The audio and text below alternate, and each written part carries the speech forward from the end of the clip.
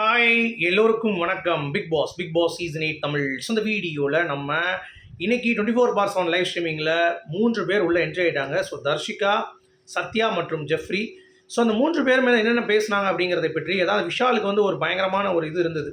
அதாவது உள்ளே வந்தவங்க விஷால் என்ன பண்ண போகிறாங்க ஆஹூ அப்படின்ட்டு பார்த்தா ஒன்றுமே நடக்கலை. ஸோ என்ன நடக்குது அப்படிங்கிறத பற்றி தான் பேச போகிறோம். வீடியோக்குள்ளே போகிறதுக்கு முன்னாடி சேனல் புதுசாக சப்ஸ்கிரைப் பண்ணிக்கோங்க, லைக் பண்ணிக்கோங்க வீடியோ, ஓகேவா? மறந்துடாதீங்க. இப்போ நம்ம வீடியோக்குள்ளே போகலாம். ஸோ சத்யா, ஜெஃப்ரி உள்ளே வந்துட்டு அர்ணவுக்கு திருப்பி கொடுக்க வேண்டிய ஸ்டைலில் கொடுக்குறாங்க. ஆனால் என்னதான் அவங்க கொடுத்தாலும் சத்யா சத்த போடாதவன் தான், சத்யா வந்து மிக்சர் தான், ஜெஃப்ரி தடவல் மன்னன் தான் அப்படிங்கிறதுல எந்த ஒரு மாற்று கருத்தும் இல்லை. அதை வந்து மறைக்க முடியாது.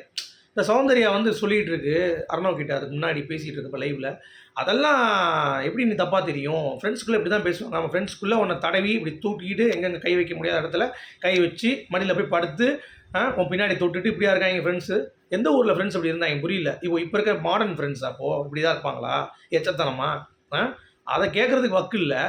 அர்ணவ் பிடிச்சி ஏறிட்டு இருக்கு. அர்ணவ் யூஸ் பண்ண வார்த்தை தப்பு, அதை பற்றி பிரச்சனை கிடையாது, சரியா? அது நீ சொல்லு. அதை விட்டு நாங்கள் பண்ணுறதெல்லாம் கரெக்ட், நீ மக்கள்னு உள்ளே திமிக்காதீங்க. அவன் சொல்லிட்டான் அழகா, மக்களுக்கு அப்படி தோணுதுன்ட்டான். திருப்பி இது உட்காந்து வேன்னு கத்திக்கிட்டு கிடக்கு. உள்ளே வந்த அந்த 2 மூதேவிகளும் வந்து பார்த்தீங்கன்னா அவன் வந்து அக்செப்டன்ஸே இல்லை, சுத்தமாக 0% அக்செப்டன்ஸ் இல்லை. அவன் என்ன சொல்கிறான் ஜெஃப்ரி, நான் எங்கள் அக்கா தான் நான் பார்த்தேன், எங்கள் அக்கா வெளியே அப்படி தானே தடவுவேன், இங்கே அப்படி தான் தடவுவேன். அப்போ எல்லாத்தையும் அக்கான்னு சொல்லி தடவிட்டு இருக்க நீ, அவ்வளோதான். அதான் உன் ஸ்ட்ராட்டஜி. எங்கே இல்லாட்டி மோகனை நீ வந்து அந்த அக்கான வாரத்தை யூஸ் பண்ணலனா அசல் மாதிரியும் நிக்சன் மாதிரியும் ஒன்று எவ்வளோ தூரம் மக்கள் கேள்விப்படுத்திருப்பான் தெரியுமா? நீ அப்படி போட்டே தவறான எண்ணங்கள் நிறைய வட்டம் வந்து பேசிகிட்டு இருந்தால் அது எவ்வளோ எச்சத்தரமாக இருந்தது. அதை துளியும் அக்செப்ட் பண்ணாமல் இவன் வந்து இப்படி பேசிகிட்டு இருக்கிறது எந்த வகையில் நியாயமாகுங்க சொல்லுங்கள்? எந்த வகையில் நியாயம்? இதெல்லாம் நார்மலைஸ் பண்ணுறானுங்க ஈஸியாக. அதெல்லாம் அப்படி தான் அப்படின்னு அக்செப்ட் பண்ணிக்கோங்கன்றானுங்க. பிஆர் வைக்கலாம், அக்செப்ட் பண்ணுங்கள். ஏஜென்சி வைக்கலாம், அக்செப்ட் பண்ணுங்கள். அதெல்லாம் அப்படி தான் ஜெயிக்கலாம். மக்கள் தான் ஓட்டு போட போகிறாங்க. முதே மக்கள் ஓட்டு போட இருந்தால் இல்லை. அப்போ எதுக்கு பிஆர் வச்ச, எதுக்கு வச்ச ஏஜென்சி வச்ச அப்படின்னு கேட்டால் அதுக்கு பதில் இல்லை. அது அப்படின்றாங்க. சத்தப்படாத சத்யா வந்து பரவாயில்ல, கொஞ்சம் ஒரு டீசெண்டாக பேசி விட்டான். அந்த ஜெஃப்ரி இருக்கான் பாருங்கள், ஐயோ பெரிய பருப்பு மாதிரியும் என்னமோ இவன் என்னமோ சாதனை பண்ணிவிட்டு உள்ள வெளியே எல்லாருமே செம்மையாக இருக்குது, அப்படி இருக்குது இப்படி இருக்குன்னு சொல்லிட்டு கேவலத்தின் உச்சம் நீங்கள் 2 பேரும் பண்ணுறது. அதுவும் சத்யாவோட நான் ஓரளவு ஒத்துப்பேன். ஏன்னா அவர் வந்து அர்ணவ் மேலே இருக்க கோவம் சட்டை போடல, ரைட்டு. மற்றபடி சத்யா வந்து பெருசாக தப்பு பண்ணல, மிச்சர் தான் தின்னு இருந்தான். நீங்கள் அர்ணவ் என்ன கேட்க தெரிஞ்சு சத்யாவுக்கு நீ என்ன தான் பண்ண 70 நாளா அப்படின்ற ஒரு கேள்வி இருக்குல்ல சத்யாவுக்கு. ஸோ அது ஒரு பக்கம் இருக்குல்ல, அதையும் பார்க்கணும்ல. அடுத்து ஜெஃப்ரி. ஸோ ஜெஃப்ரி வந்து முத்துக்குமரன் நின்று அடிச்சுட்டான். அதான் அவன் தப்பு பண்ணிட்டான்லடா, வெளியே மக்கள் பார்த்து மாட்டான், உர்றா நீ பாடா சும்மா உட்காந்துட்டு அவனே நோண்டிகிட்டு இருக்க அப்படின்னு சொல்லி ஒரே அடி. ஏன்னா இவன் ஓவராக பண்ணிகிட்டு இருந்தாங்க. அவன் பேசுனதாச்சும் அவன் பண்ண கோவத்தை வந்து காட்டினான். இவனுங்க பண்ணது நியாயமே இல்லையே, இவனுடைய அக்செப்டன்ஸே இல்லையே இவங்களுக்கு. இவன் பண்ண தப்பை ஒத்துக்கவே மாட்டான் ஜெஃப்ரி. வந்து இன்னமும் அப்படி தான் பண்ணுவேன், எங்கள் அக்கா வேணா கூப்பிட்டு வருவான்றான். எதுக்குடா அக்காவை கூப்பிட்டு வர அப்படின்ற மாதிரி தான் இருக்குது. நீ பண்ணுறத மாதிரி ஒத்துக்கூடா நல்லி எலும்பு அப்படின்ற மாதிரி தான் கண்டிப்பாக சொல்லி ஆகணும். இது ஒரு பக்கம் போயிட்டுருக்கு. அடுத்து தர்ஷிகா வந்துட்டு சாச்சனாவை பற்றி சூப்பராக பேசினாங்க. அதாவது ரொம்ப ஓவராக விஷால் வந்து பார்த்தீங்கன்னா ஒரு வட்டம் புல் பண்ணிட்டாங்க. அவன் வந்து ஒரு ப்ளே பாய் இல்லை, அவன் லவ்வர் பாய் இல்லை, ப்ளே பாய் அப்படின்ட்டாங்க.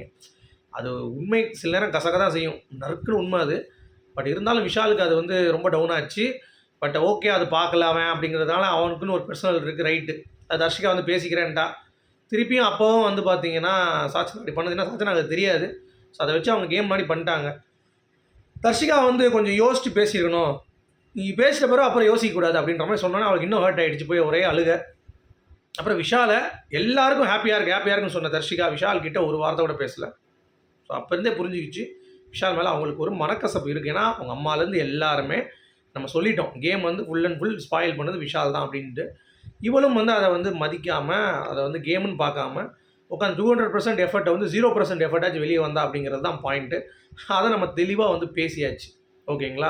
ஸோ அதுதான் வந்து தர்ஷிகாவுடைய பாயிண்ட்டு. பவி கூட அப்படி தான் பேசிகிட்டு இருந்தாங்க, பவி இந்த மாதிரி நடக்குது பவி அப்படின்ற மாதிரி. அடுத்து எல்லாம் பேசி முடித்த பிறகு தர்ஷிகாவுக்கு இப்போ தான் உணர ஆரம்பிக்கிறாங்க ஓகே அப்படின்ற மாதிரி. ஸோ மேபி உள்ளே வந்து விஷாலுக்கும் இவங்க பயங்கரமாக சப்போர்ட் பண்ணி விட்றா, நீ தப்பு பண்ணேன்னா நீ பார்த்துக்கோ மச்சான், நீ ஒன்றால் பேச பண்ண முடியாது, இங்கே எவ்வளோ 1000 பேர் சொல்லிட்டு போகிறேன் அப்படின்ற மாதிரி சொன்னாங்க. That is okay, that is fair point தான். ஏன்னா அவன் பண்ணதை அவன் தான் அக்செப்ட் பண்ணி ஆகணும். வெளியே போய் பார்த்துக்க போகிறான் அப்படிங்கிறது தான் பாயிண்ட்டு. அதனால விஷாலுக்கும் அர்ணவுக்கும் ஒரு இது வருது. அடுத்து அன்சிதா தான் ஹாப்பி அப்படின்ட்டான். உடனே அந்த வார்த்தை விட்டு விஷால் கோவப்பட்டு இதெல்லாம் பேசாதீங்கன்ட்டு, நான் கண்டஸ்டண்ட்டாக பேச வேண்டாம். இதில் அர்ணவ் அந்த இடத்துல பாய் விட்டுருக்க வேண்டாம்னு தோணுச்சு. உங்களுடைய கருத்துக்கு சொல்லுங்கள். மீண்டும் சந்திப்போம். Good bye.